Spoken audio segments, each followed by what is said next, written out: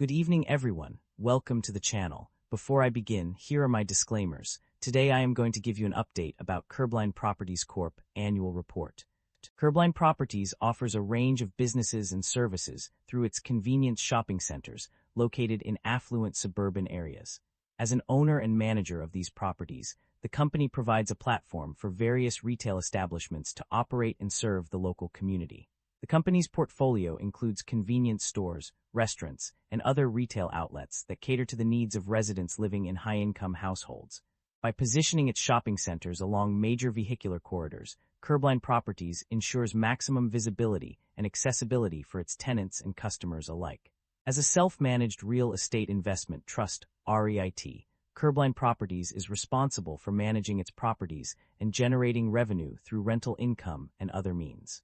The company's publicly traded status on the NYSE under the ticker symbol CURB allows investors to purchase shares in the company, providing an opportunity for individuals to participate in its growth and success. Overall, Curbline Properties plays a significant role in supporting local businesses and meeting the needs of suburban communities through its diverse range of retail offerings. Curbline Properties Corp. Stock price has experienced a modest increase of over 7.53% in the past year, driven by several positive news events. One key factor was the company's strong fourth quarter and full year 2025 results, which included significant asset acquisitions, new leases, and revenue growth. This led to a 3.68% rise in the stock's pre-market trading on February 9, 2026. Analyst upgrades also played a crucial role in boosting the stock price. Several investment firms upgraded their ratings and price targets for Curbline Properties, citing expectations of double-digit adjusted funds from operations, AFFO, growth. This positive sentiment was further reinforced by the company's stock reaching an all-time high of $26.01 USD on February 6, 2026. Additionally, the declaration of a common stock dividend and a special dividend in December 2025 signaled financial stability and returns to shareholders, contributing to the overall positive market performance. Overall, these factors have contributed to Curbline Properties Corp.'s modest stock price increase over the past year. Curbline Properties Corp. Maintains a market capitalization of $3 billion, broadly in line with the industry peer group. Curbline Properties Corp. Trades at a higher price-to-earnings ratio of 70 times and a lower price-to-book ratio of 1.42 times relative within the industry. But when we look at the broader industry, much for its peers are also priced fairly or higher.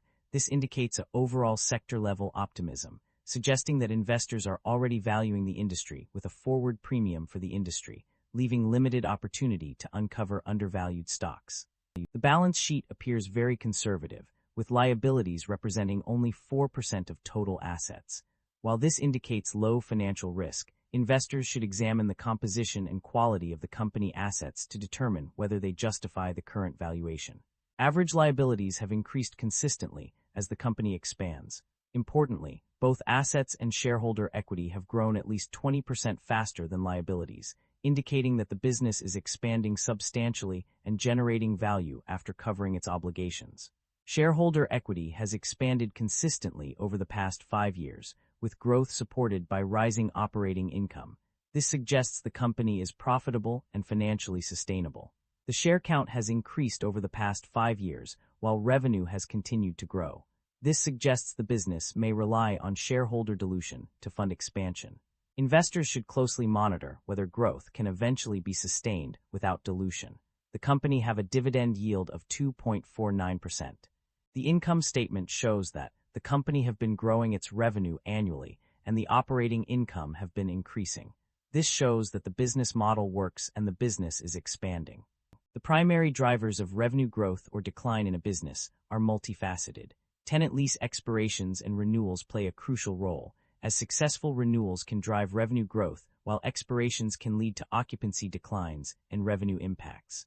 Occupancy rates also significantly impact revenue, with changes in these rates leading to either growth or decline.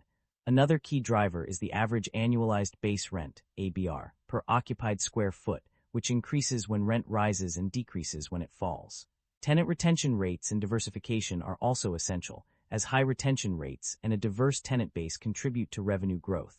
Successful acquisitions and property additions can drive revenue growth through increased net operating income, NOI, and funds from operations, FFO. Interest income and expense changes can impact revenue growth or decline, while increases in general and administrative expenses can lead to revenue declines. Rental payments under certain leases remaining constant until lease expiration can also affect revenue growth or decline. Finally, market rents for convenience space and tenant demand for new and existing locations are significant drivers of revenue growth or decline.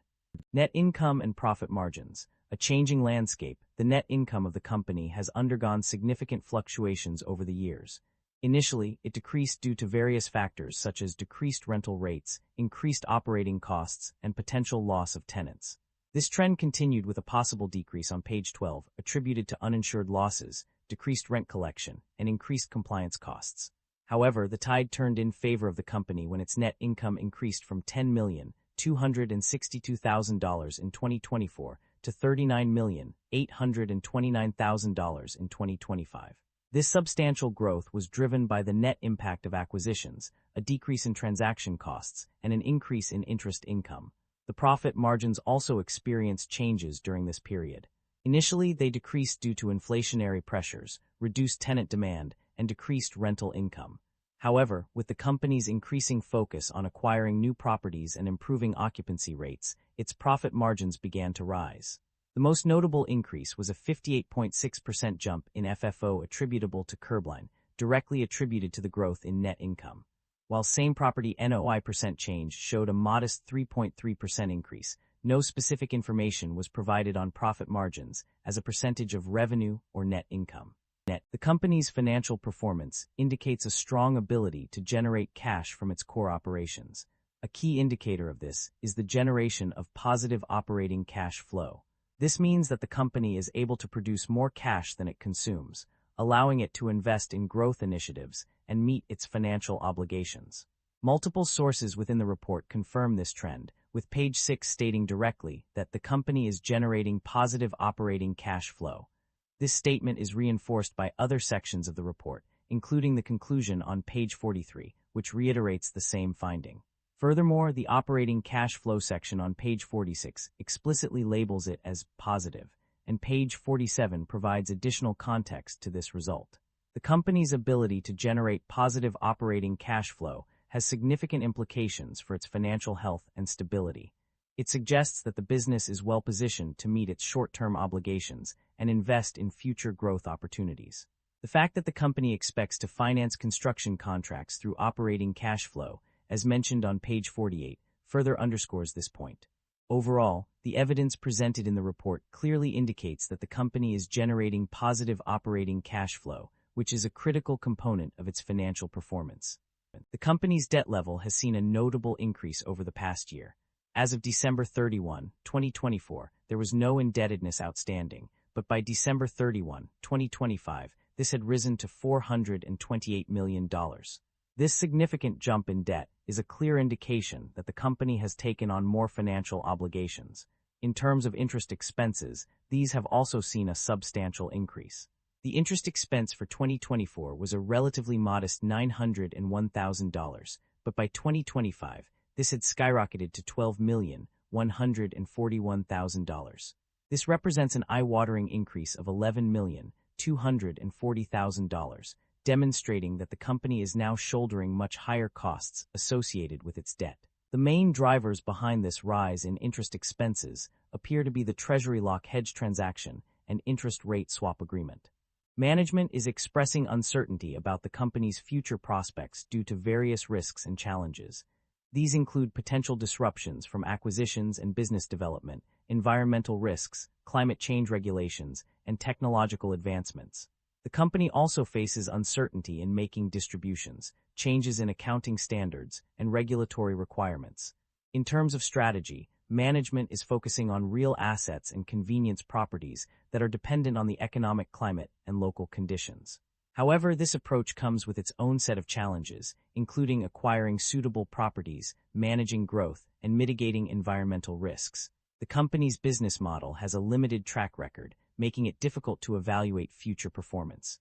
There is also a potential need to sell securities or borrow funds to maintain REIT status, which could lead to curtailed investment activities and uncertain access to capital on favorable terms. Management is taking steps to protect stockholders from coercive takeover tactics and ensure the company's continued growth through quarterly distribution policies.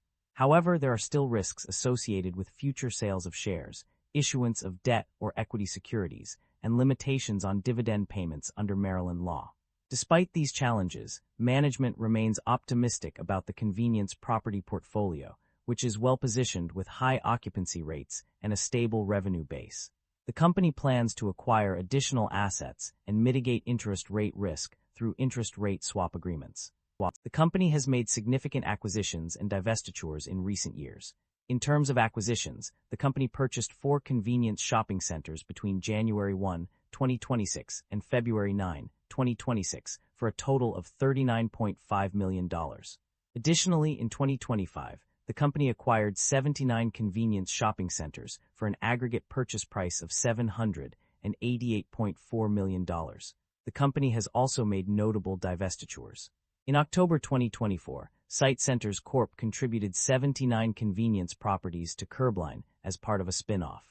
Furthermore, between January 1 and February 9, 2026, the company sold various assets, including $22 million in 2025 C notes, $150 million in 2026 A notes, and 1.9 million shares of common stock for expected gross proceeds of $44.8 million. The company has demonstrated its commitment to returning value to its shareholders through both dividend payments and share buybacks. In terms of dividend payments, the company has explicitly stated its intention to make distributions to common stockholders, with a minimum amount equal to its REIT taxable income for each year. This is reflected in various sections of the summary, including pages 18, 21, 22, 32, and 36, which collectively confirm that dividend payments are indeed made. Furthermore, the company has also engaged in share buybacks, as evident from page 7, where it sold 1.9 million shares on a forward basis for $44.8 million. Additionally, pages 35 and 46 reveal that the company authorized a common stock repurchase program of up to $250 million and entered into an agreement for the future issuance of up to $250 million of common stock under a continuous equity program. Overall, these actions demonstrate the company's efforts to reward its shareholders through both dividend payments and strategic share buybacks. That concludes the financial summary for Curbline Properties Corp. Feel free to comment below, and I will be happy to answer them when possible.